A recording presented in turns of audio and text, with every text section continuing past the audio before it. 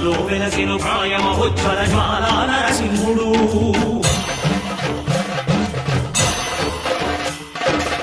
భక్తాభిష్టములన్నీయు తీర్చే లక్ష్మీ నరసింహుడు సుఖ శాంతులను చేకూర్చు శుభయో